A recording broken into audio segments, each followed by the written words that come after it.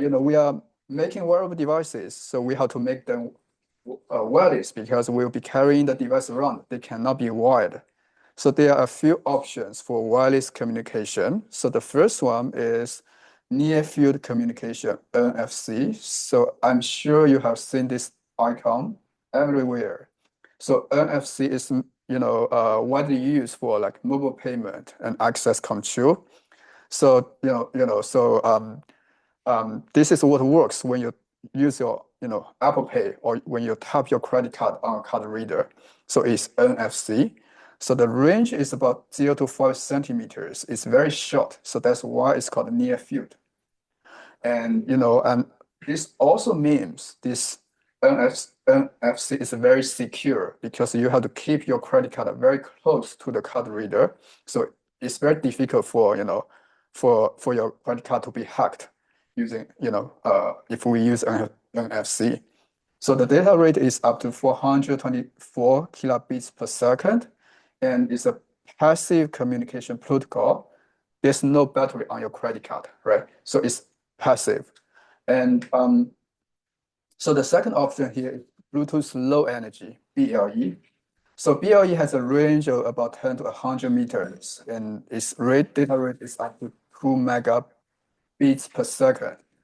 And its power consumption is very low during like idle or sleep state. So it's, like 0.01 to 0.5 milliwatts, very, very low power consumption.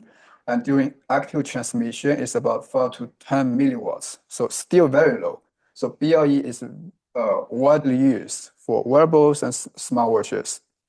Then we also have standard Bluetooth. So, the range is similar, 10 to 100 meters, and its data rate can be much higher, up to 50 megabits per second. And, standard Bluetooth has a much higher power consumption. So it's 1 to 35 milliwatts during idle or sleep state. And during active transmission, it's about 100 to 800 milliwatts.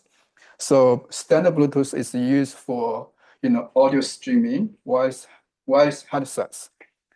So, we also have Wi-Fi, so they have a long range and a very high data rate. But, the power consumption is Wi-Fi is much higher. So during like active transmission, it's about 300 to 1,000 milliwatts, very high power consumption. So they are used for like high data apps or, augmented or virtual reality. So we can also consider like, cellular signals like 4G and 5G. So, they are very long range and data rate is very high.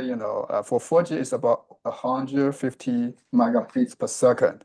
And for 5G, it's like 10 gigabits per second, very high, speed.